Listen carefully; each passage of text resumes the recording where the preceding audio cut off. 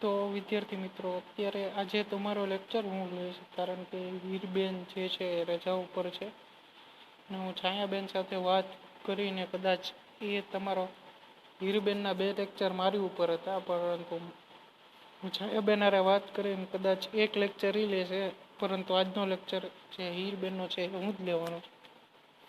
બરોબર, એમાં આપણે આપણા સબ્જેક્ટનું કન્ટિન્યુ કરશું. હવે ગયા વખતે આપણે સંતુલિત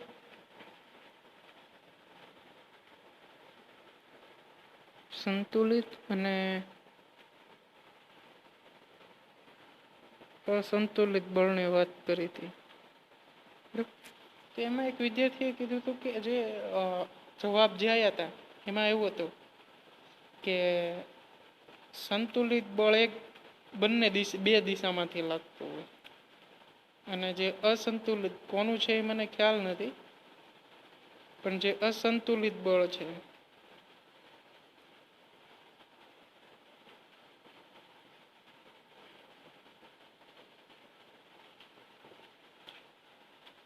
એ એક દિશામાંથી લાગતો એવો કંઈક જવાબ હતો.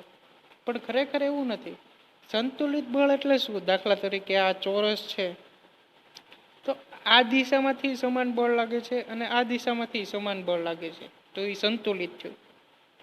પણ વળી જો આ પાછું આ દિશામાંથી બળ લાગતું હોય તો આ પદાર્થ ઉપર 3 દિશામાંથી બળ લાગે છે, બરોબર? તેની જે સામેની બાજુ છે એની બાજુ કઈ બળ નથી લાગતું. તો પદાર્થ દાખલા તરીકે આ બાજુથી બળ લાગે છે અને આ બાજુથી બળ લાગે છે, તો અહીંયા તો સ્થિર રહેશે, પણ ઉપરની બાજુથી જો બળ લાગે તો એ કેવું થઈ ગયું? પાછું નીચે કઈ બળ નથી લાગતું, તો આ કેવું થઈ ગયું? અસંતુલિત બળ થઈ ગયું, બરોબર?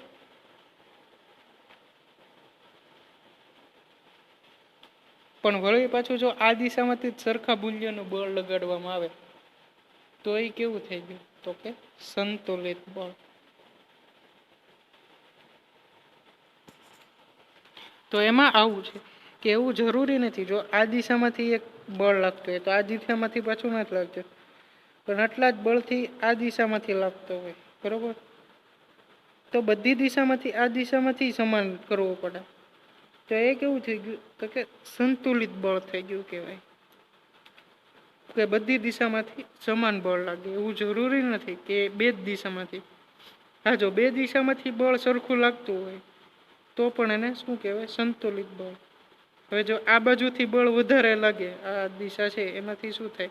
તો કે બળનું મૂલ્ય વધારે, તો પદાર્થ આ બાજુ કદાચ ગતિ કરે તો એ પાછું કેવું થઈ ગયું કહેવાય? અસંતુલિત બળ. એટલે એવું જરૂરી નથી કે 1 જ કે 2 જ દિશામાંથી લાગે, ઘણી વાર ઘણી બધી દિશામાંથી લાગતું. દાખલા તરીકે હું વર્તુળ લઉં, વર્તુળ શેપ લઉં, તો એમાં તો બધી દિશામાંથી લાગે, અહીંથી લાગે, અહીંથી લાગે, અહીંથી લાગે, અહીંથી લાગે, બધી બાજુથી બળ લાગે, બરોબર છે? તો એમાં એવું જરૂરી નથી કે 1 જ દિશામાંથી લાગે. તો એ કેવું? જો અહીંયા બધી દિશામાંથી સરખા મૂલ્યના બળ લાગતા હોય તો કેવા બળ? કેવું કહેવાય? સંતુલિત બળ, બરોબર છે? તો એ શું થઈ ગયું? તો સંતુલિત બળ. પણ હવે આજે આપણો આજનો લેક્ચર ચાલુ કરીએ. તો એ છે તમારો જે પહેલો ઓલો છે,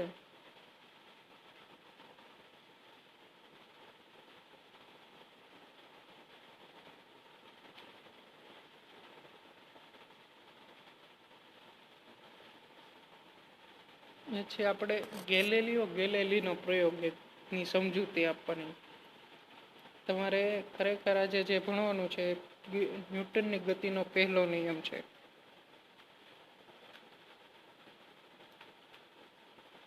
ગતિનો પ્રથમ નિયમ. પહેલાના જે જૂનો સિલેબસ હતો ને એમાં આ એક પ્રશ્ન અલગથી પૂછાતો, પણ આમાં હવે તે ભેગો કરી દીધો છે કે ગેલેલી છે ને એના પ્રયોગની સમજૂતી આપો, અથવા તો ગેલેલિયોના પ્રયોગની સમજૂતી આપો.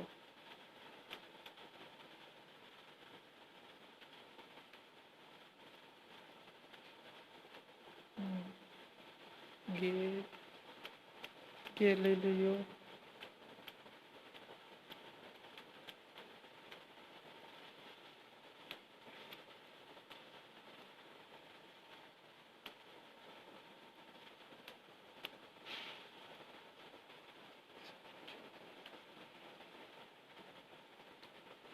તો જે ગેલીલિયોનો પ્રયોગ છે એની સમજૂતી મેળવો. એનો જે પહેલો પ્રયોગ છે એને કેવું કર્યું કે દાખલા તરીકે એક ઢોળાવાળી સપાટી લીધી. એટલે કે પેલા જો આ સીધી સપાટી હોય ને એને સમક્ષિતિજ સપાટી કહેવાય. બરોબર, આ સમક્ષિતિજ સપાટી લીધી. એની ઉપર એક ઢોળાવાળી સપાટી રાખી.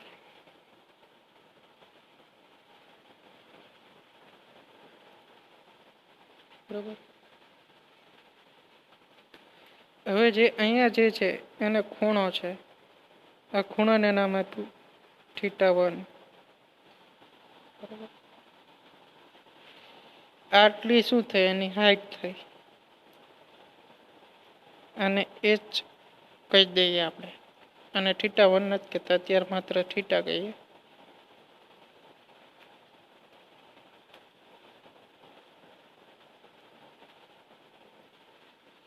આની હાઈટ થઈ ગઈ. અને આ જે અંતર છે અહીંયાથી આટલું અંતર એને ડી કહી દઈએ આપણે.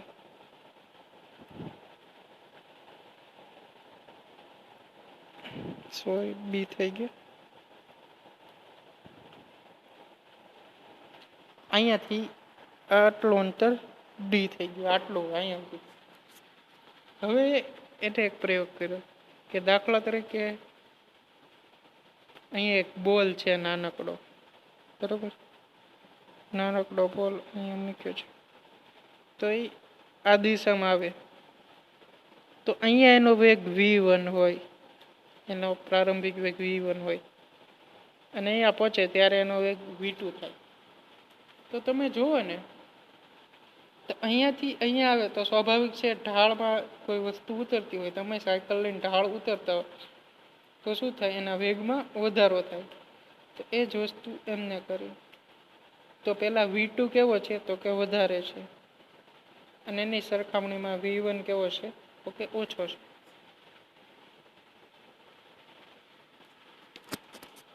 હવે બીજું જ તે જે છે એનાથી એને ઊંધું કરે.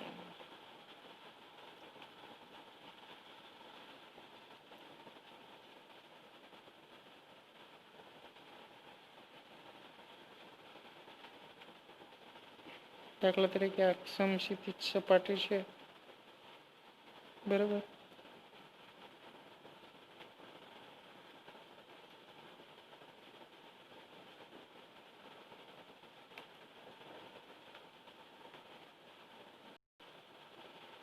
આનો ઢાળ થઈ. Same it is. હવે એ બધું એનું જ રાખીએ કે આને થીટા રાખીએ અને એચ રાખીએ, આને ડી રાખીએ,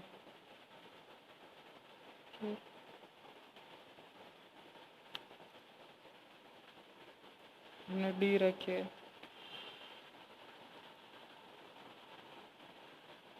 ડી સરખો કરી નાખીએ. અને અહીંયાથી હું એક બોલ ના બળ આપું છું તો એ ઉપર તરફ આવશે. અહીંયા એનો વેગ v1 છે અને અહીંયા આવે ત્યારે એનો વેગ v2 છે. તો આ કિસ્સામાં કેવું થયું તો કે v1 વધારે હતું. બરોબર, પણ એની સરખામણીમાં v2 કેવું થયું, ઘટી ગયું.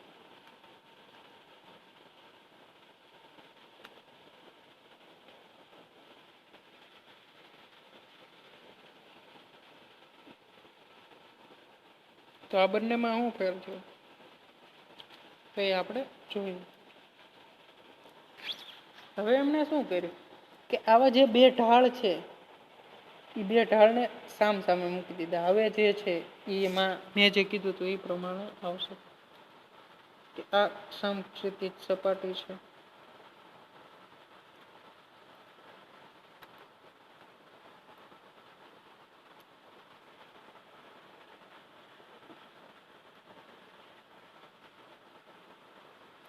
થોડીક મિસ્ટેક.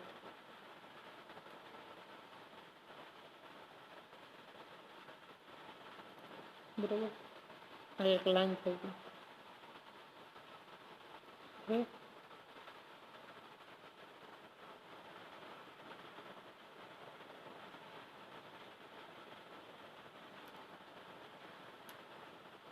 આ જે બે ઢાળ છે એના ખૂણા સરખા છે એમ માની, બરાબર. અત્યારે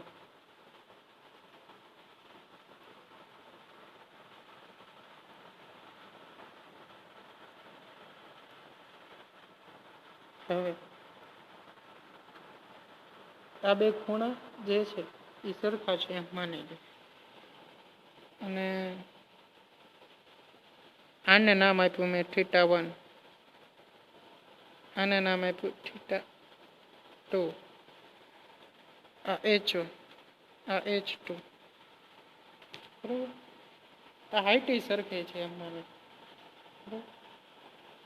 હવે ગેલેલીઓએ જે પ્રયોગ કર્યો એની ઉપરથી એનું કહેવું એવું હતું કે દાખલા તરીકે અહીંયાથી હું બોલ ઘા કરું, સોરી, અહીંયાથી હું બોલ કે લખોટી લઉં અને ગબડતી મૂકું તો એ અહીંયા તો આવશે, પણ સામેની બાજુ કેટલી ઉપર જશે? તો અહીંયાથી મેં જેટલી ઊંચાઈથી છોડી, દાખલા તરીકે કેટલી ઊંચાઈથી છોડી, તો એ આટલી ઊંચાઈ સુધીનું અંતર કાપશે. એની હાઈટ કેટલી રહે? તો કે સેમ રહેશે.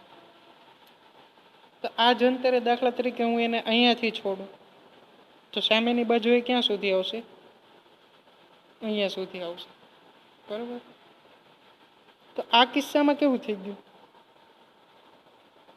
તો કે મેં કીધું એ પ્રમાણે તો કે એના θ1 θ2 કેવા છે? ઇક્વલ થઈ ગયા. હવે એની h1 h2 સમાન લીધી, એટલે કે આપણે એની ઊંચાઈ એ પણ કેવી લીધી? સરખું. તો એના વડે કપાતું અંતર એ કેવું થયું? તો સરખું થયું.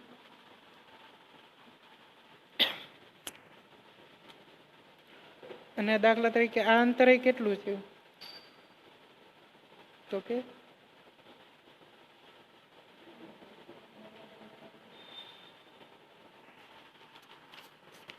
એટલે h2 d1 બરાબર શું થયું? તો d2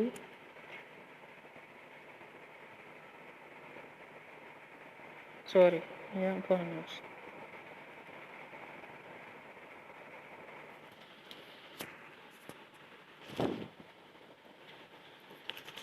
તો અહીંયા d1 બરાબર શું થયું? તો d2 થયું. પછી એને બીજા પ્રયોગ કર્યા. દાખલા તરીકે હવે એને એમ કર્યું કે અહીંયાથી આટલું તો આ ઊંચાઈ સેમ રાખે, બરોબર. તો એ જે ઢાળ છે, બરોબર, આ એક ત્રિકોણ થઈ ગયો. હવે એની સામે એને કેવું લીધું? તો કે બીજો જે ઢાળનું મૂલ્ય છે એ બદલાયું. દાખલા તરીકે આટલું કર્યું.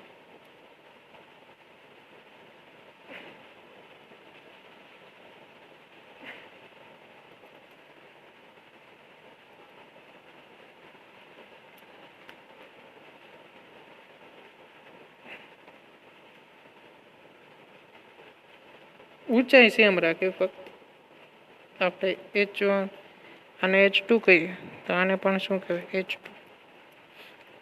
હવે એને કેવું કર્યું? તો કે ઓલા કરતા θ ઘટાડ્યો. અહીંયા જે ખૂણો હતો ને એની કરતા કેવો ખૂણો થયો? ઘટાડ્યો.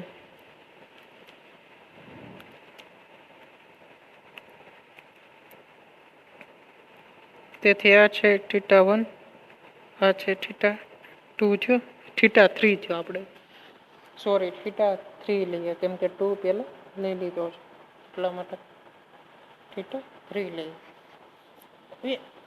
આમાં એને જે પ્રયોગ કર્યો એ પ્રયોગ કેવો હતો કે સૌથી દાખલા તરીકે ઓછું ઘર્ષણ લાગે એવી સપાટી લીધી, આમ નહિવત ઘર્ષણ રહિત સપાટીઓ લીધી હતી. આ પ્રયોગ માટે, બરોબર. તો હવે એને અહીંયાથી જે લખોટી મૂકી એ ક્યાં સુધી આવી, ખ્યાલ છે? તો કે એને જેટલી ઊંચાઈ ઉપરથી છોડવામાં આવી ને એટલી જ ઊંચાઈએ પહોંચી, એટલે કે અહીંયા સુધી પહોંચી. ભલે એને આની સાપેક્ષે અંતર વધારે કાપવું પડ્યું. દાખલા તરીકે એણે D2 અંતર કાપ્યું, D1 અંતર હતું, તો અહીંયા કેવું થયું, D2 અંતર. તો એ ભલે એને વધારે કાપ્યું, પણ એ ઊંચાઈ કેટલી સરખી ઊંચાઈ જ પહોંચી, બરાબર.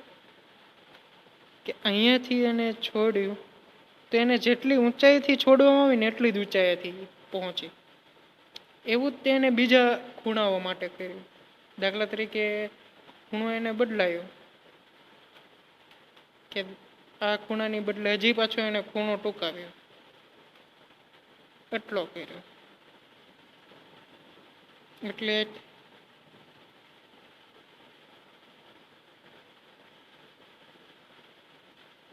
તો જેવો એને પાછો અહીંયાથી ઘા કર્યો, તો જેટલી ઊંચાઈથી એને ઘા કરીને એટલી જ ઊંચાઈ પ્રાપ્ત કરવા માટે એટલી જ ઊંચાઈ સામેની બાજુ એને પ્રાપ્ત કરી, બરાબર. એંગલ પાછો એટલો વધાર્યો. તો શું થયું, તો દર વખતે એને આ જ રીતનું પરિણામ મળ્યું. જેટલી ઊંચાઈથી એને છોડ્યું, સામેની બાજુ લખોટી કેટલી ઊંચાઈ સુધી ગઈ, તો કે આટલી ઊંચાઈ સુધી ગઈ, બરાબર.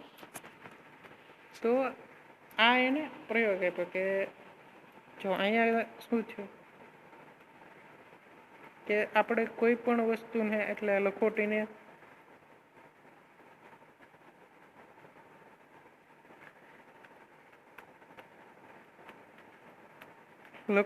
અલગ અલગ એક જ ઢાળ ઉપરથી છોડીએ, બરોબર.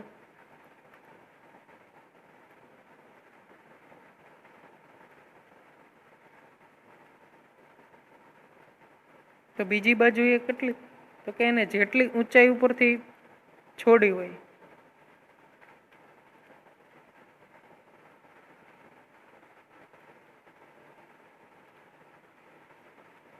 તેટલી જ ઊંચાઈ પ્રાપ્ત કરે, એટલે કે ત્યાં સુધી એ ગતિ કરે, બરાબર. દાખલા તરીકે હું તમને અહીંયા કહી દઉં કે આ ઊભું છે ને,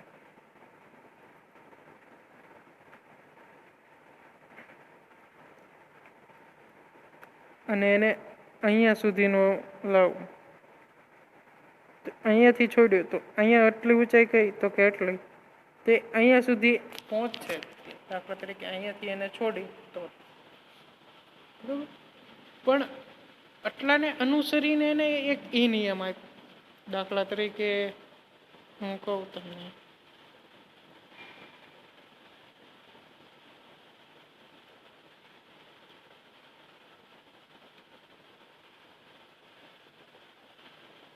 આ નિયમ આપ્યો, આ ફક્ત પ્રયોગ નથી કર્યો કે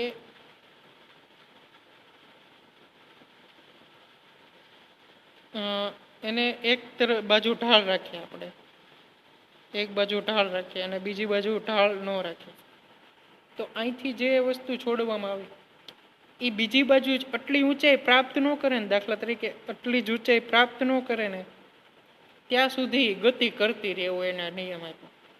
દાખલા તરીકે આને સમસ્થિતિ જ રાખી દઈએ તો હવે જ્યાં સુધી આટલી ઊંચાઈ પ્રાપ્ત ન કરે ને ત્યાં સુધી ગતિ કરતી જ તે રહે, જો એની ઉપર કોઈ બાહ્ય બળ ન લાગે ને. તો જેટલો એ સમસ્થિતિ જ રસ્તો દાખલા તરીકે કેટલો લાંબો હોય ને આગળ ચાલ્યા જ કરે, રેખા અનંત રસ્તો હોય, તો ત્યાં સુધી શું થાય, તો કે ગતિ કરતો રહે, પણ એની ઉપર કોઈ સંતુલિત બાહ્ય બળ ન લાગે ત્યાં સુધી. શું ન લાગે, તો કે એની ઉપર કોઈ બાહ્ય બળ ન લાગે ત્યાં સુધી. પણ હવે વાસ્તવમાં આવું શક્ય છે નહીં, બરાબર. વાસ્તવમાં આવું શું છે, તો કે શક્ય નથી. કેમ કે જેવો બળ આ સમસ્થિતિ સપાટી ઉપર લાગશે, કદાચ જો વાસ્તવમાં એને પ્રયોગ કર્યો તો આપણે ગઈ વખતે જોયું કે એક તો હવાનો અવરોધ પણ લાગે એને બાહ્ય બળ તરીકે, ને બીજું શું લાગે, તો કે આ સપાટીનું ઘર્ષણ બળ લાગે. એટલે એ શું થયું કહેવાય, તો કે એક પ્રકારનું બાહ્ય બળ જ થયું કહેવાય. એટલા માટે શું થાય તો કે એ બોલ સ્થિર થઈ જાય. એટલે કે આ એક નિયમ આપ્યો હતો એમને.